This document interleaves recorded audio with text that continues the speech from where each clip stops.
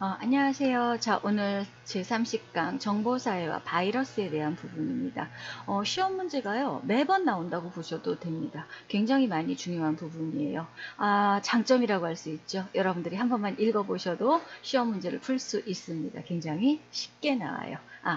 쉽다기보다는 조금 읽어보셔도 문제를 풀 수 있는 부분들이라고 보시면 돼요. 자, 정보사회라는 것은요, 정보가 그 정치나 경제, 문화 등 모든 분야를 이끌어가는 원동력이 되는 사회로 정보가 사회의 그 중심이 되죠. 그래서 정보의 생산이나 처리, 유통 과정은 컴퓨터 및 통신 기술을 통해 이루어지고 있습니다. 자, 정보사회의 문제점 여러분들 많이 알고 있는 부분들이라고 보시면 됩니다. 즉, 이 문제점 같은 경우는요, 중앙 컴퓨터 시스템의 장애나 오류로 사회적, 경제적 혼란을 초래하는 경우가 많죠. 그 예전에 여러분들 그 서울에서 그 통신사 하나가 먹통이 되는 바람에 사람들이 교통카드도 못 쓰고 휴대폰도 안 되고 인출도 못 하고 이래서 아주 심각한 그 한번 사건이 있었습니다. 그래서 이만큼 문제가 커지는 거예요. 자, 정보의 과다로 인한 혼란과 정보의 편중에 대한 계층 간의 정보 차이가 생깁니다. 뭐 정보가 많기 때문에 계층 간의 정보 차이가 없다고 보실 수는 없습니다. 자, 또 아주 심각한 문제죠. 개인의 정보 노출로 인한 사생활 침해가 아주 증가하고 있고요.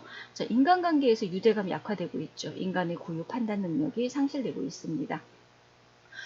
또 정보사회의 문제점에서 보면요, VDT 증후군과 테크노 스트레스 같은 것이 있습니다. 이 VDT 증후군 같은 경우는요, 이렇게 그 비디오 디스플레이라는 신드롬의 약자예요. 그래서 컴퓨터 단말기를 너무 오랜 자세로, 고정된 자세로 보고 있기 때문에 거북목이 되는 경우도 많고요. 눈도 피로해지고 손목, 어깨, 뭐 어디 안 아픈 데가 없죠. 이런 것들을 VDT 증후군이라고 하고요. 그 다음에 또 하나 테크노 스트레스도 있어요. 이거는 그 첨단 기술 사회에 적응하지 못했을 때 생기는 불안 및 강박관념이에요. 그래서 컴퓨터의 거부 반응을 일으키는 그 불안형과 또 컴퓨터에 지나치게 이렇게 의존을 해서 컴퓨터 외에는 다른 것은 할 수 없는 이렇게 컴퓨터 탐닉형으로 이렇게 컴퓨터 불안형과 컴퓨터 탐닉형 이렇게 두 가지로 나누어 볼 수가 있습니다. 저 문제점들이 많이 생기고 있죠. 자, 그래서 그 다음 거 보겠습니다. 자, 컴퓨터 범죄입니다. 자, 컴퓨터 및 통신 기술을 이용하여 저지르는 불법적, 비윤리적 죄를 컴퓨터 범죄라고 하죠. 매스컴에서 많이 나오고 있죠, 여러분들. 자, 범죄 유형 한번 볼게요. 소프트웨어, 웹 콘텐츠, 전자문서 같은 경우에 도난미, 불법 복제 해가지고 쓰면은 안 되겠죠. 온라인 콘텐츠도 마찬가지고요. 자, 타인의 하드웨어나 기억 매체에 기록된 자료를 지우거나 교란시키는 행위, 해킹이라고 얘기를 해요. 이제 컴퓨터를 이용하여 금품 횡령 또는 사기 판매, 보이스피싱 같은 거 여러분들 많이 들어보셨죠? 자, 컴퓨터 시스템 해킹으로 인한 주요 정보의 우위 변조, 삭제, 유출해주는 디도스 같은 것도 또 있고, 자, 전산망을 이용한 개인 신용 정보 유출 많이 되고 있죠. 음란물 유통 및 사이트 운영 같은 경우도 있고, 컴퓨터 바이러스를 제작 및 유포해 주는 것도 컴퓨터 범죄 중에 하나예요. 자, 다른 사람의 아이디와 비밀번호를 불법 사용을 하고 유출해 주는 거, 이런 것들도 다 컴퓨터 범죄에 사용이 됩니다. 자, 볼게요. 자, 컴퓨터 범죄 예방 및 대책. 자, 정보 누출이나 해킹 방지를 위해 방화벽 체계를 정비하고 보안 관련 프로그램 보급 및 정기적인 보안 교육을 실시를 해줘야 돼요. 그리고 보호 패스워드를 시스템에 도입하고 수시로 변경해 주는 거 알죠? 자, 패스워드 만들 때 알파벳, 숫자, 특수문자, 알파벳도 대문자, 소문자 섞어서 만들어주는 것이 바람직합니다. 1, 2, 3, 4, 5, 6, 7이나 QWER 이런 거 써놓으시면 안 되는 거죠. 자, 그 다음 백신 프로그램 설치하고요. 자동 업데이트 기능 설정하거나 수시로 업데이트 해주는 것이 맞습니다. 자, PC 통신을 통해 다운로드한 프로그램은 백신으로 진단한 후 사용을 해주시고요. 이거 굉장히 중요해요. 이 부분은요. 이메일 같은 거 이런 프로그램 같은 거 봤죠. 이거 반드시 다운로드하는 무엇을 한다? 백신으로 진단을 하세요. 바이러스 있는지 없는지. 그리고 의심이 가는 메일이나 호기심을 자극하는 표현이 담긴 메일은 뭐 하지 않는다? 열어보지 않는다. 열어보시면 안 돼요. 자, 정보 노출이나 해킹 방지를 위해 방화벽 체제를 정비해 주는 거 맞고요. 암호는 가급적 알파벳과 숫자, 특수문자 등을 섞어서 위하고 똑같은 말들이 반복해서 나오고 있죠. 자, 이런 것들이 있습니다. 자, 그 다음 거 한번 볼게요. 자, 그 다음 볼게요. 컴퓨터 바이러스예요. 자, 이 컴퓨터 바이러스는 한번 볼게요. 바이러스는 정상적인 작동을 방해하기 위해 운영체제나 저장된 데이터에 손상을 입히는 프로그램이에요.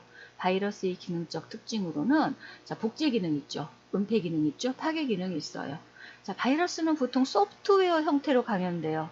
하드웨어에도 영향을 미칠 수 있기는 한데요. 예, 이건 아주 악성인 경우 완전 시스템이 다운돼 버리고 하드웨어 자체도 예, 이렇게 미칠 때도 있어요. 그런데 대부분의 컴퓨터 바이러스는 소프트웨어 쪽으로 감염되는 경우가 훨씬 더 많습니다. 자, 인터넷을 이용해 다운로드한 파일이나 외부에서 복사한 파일은 반드시 바이러스 검사를 한 후에 수행하시고요. 네트워크를 통해 감염될 수도 있어요. 예, 회사 같은 경우 네트워크가 있죠. 이럴 때는 반드시 무엇으로 누른다? 읽기 전용으로 지정하시면 됩니다. 또 전자우편, 이메일이죠. 이런 것으로 감염될 수 있으므로 발신지가 불분명한 전자우편은 무하지 않고 열어보지 않고 삭제하시고요. 바이러스 검사 후 수행 후 열어보셔야 돼요. 우리 요즘 스마트폰으로 오는 내용도 마찬가지라고 보시면 돼요. 열어보시면 안 돼요. 자, 컴퓨터 이 바이러스 감염에 대비하여 자료를 정기적으로 뭐예요? 백업 받아 놓으세요. D드라이브에 백업 받아 놓으시는 경우도 있는데 이 D드라이브도 백업을 받아 놓으셔도 괜찮긴 한데요. 컴퓨터에 바이러스가 침범을 하게 되면 D드라이브도 여러분들 어차피 포매팅 작업을 해야 됩니다. 그렇기 때문에 저 같은 경우는 USB하고 클라우드 쪽 두 개 쪽을 더 이용하고 있습니다. 자, 외부의 불법적인 침입을 막을 수 있는 방화벽을 설정하고요. 바이러스 예방 프로그램을 램에 상주시켜 주는 거예요. 상주시켜. 자, 바이러스 예방 이렇게 상주시켜 가지고서 항상 최신 버전의 백신 프로그램을 사용하여 주기적으로 업데이트를 하시는 것이 맞습니다. 자, 바이러스 종류예요. 파일 바이러스. 실행 파일을 감염시키는 바이러스. 실행 안 되겠죠. 여러분들이 사용하는 프로그램이. 자, 부트 바이러스. 부트 섹터를 전상시키는 바이러스예요. 그래서 아예 컴퓨터가 부팅되지 못하게 하는 바이러스. 자, 그 다음 부트와 파일과 두 개 다 감염시키는 바이러스 있어요. 이런 것도 있고요. 매크로 바이러스. 이거는 조금 알아두세요. 시험 문제에 가끔 보여주는 부분이에요. 주로 MS 오피스 알죠? 여러분들. 그 엑셀이라든가 파워포인트 같은 이런 것들 매크로 기능을 이용하여 그 다른 파일을 감염시키는 바이러스로서 이런 멜루사 같은 이런 프로그램들이 있습니다. 자, 그래서 이 매크로 바이러스에 대해서는 시험 문제에 물어보는 경우가 한 번 있었습니다. 자, 그래서 한번 볼게요. 하나 또 있어요. 자, 해킹과 크래킹이 차이가 있어요. 해킹은요, 그 사용 권한이 없는 사람의 시스템에 침입하여 정보를 수정하거나 빼내는 행위예요. 그래서 이런 일을 하는 사람을 해커라고 하고요. 크래킹은요, 어떤 목적을 가지고 개인의 시스템을 불법으로 침입하여 정보를 파괴하거나 그 정보의 내용을 자신의 이익에 맞게 변경하는 행위예요. 이런 일을 하는 사람을 크래커라고 해요. 그래서 이걸 딱 나누면은 여기에 있는 것처럼 해킹은 자신의 실력을 뽐내기 위한 거라면 크래킹은 어떻게 해요? 정보를 빼나거나 예, 그렇게 하잖아요. 그래서 이건 자신의 이익을 위해서 불법으로 시스템을 사용하거나 정보를 변조 또는 파괴하는 것을 크래킹이라고 얘기를 합니다. 자, 한번 볼게요. 자, 문제입니다. 여러분들 한번 이렇게 잠깐 풀어보세요. 문제 그렇게 어렵진 않습니다. 답만 체크해주고 넘어갈게요. 자, 마이크로소프트사의 엑셀이나 워드와 같은 파일을 4개로 하고 특정 프로그램으로 매크로가 감염되면 감염이 확산되는 형태의 바이러스. 이미 여기서 다 보여주네요. 그렇죠? 자, 2번 컴퓨터 바이러스에 대한 설명으로 적절하지 않은 것. 2번이죠. 예. 첨부 파일에 감염을 시켜서 오는 경우가 더 많습니다. 자, 3번 정보사회의 변조와 범죄 예방과 관련하여 적절하지 않은 것. 3번이죠. 정크 메일, 스팸 메일이라고도 얘기를 합니다. 우리 왜 먹으면 좋지 않은 음식을 정크 푸드라고 하잖아요. 네, 똑같은 거예요. 확인한 후 즉시 삭제한다. 아니에요. 확인도 하지 마세요. 그냥 지워버리세요. 자, 정보사회의 문제점으로 적절하지 않은 거 3번이죠. 정보 수준 차이가 감소하지 않습니다. 더 늘어나요. 자, 요거는 여러분들 그 시험 문제 한번 나와서 여러분들 놓은 건데요. 모든 사물을 네트워크를 연결하여 인간과 사물과 사물 간에 언제 어디서나 서로 소통할 수 있게 하는 새로운 정보통신 환경을 여러분들 뭐라고 하냐면요. IoT라고 해요. 인터넷 오브 띵스라고 얘기를 합니다. 예, 알아두시면 좋겠어요.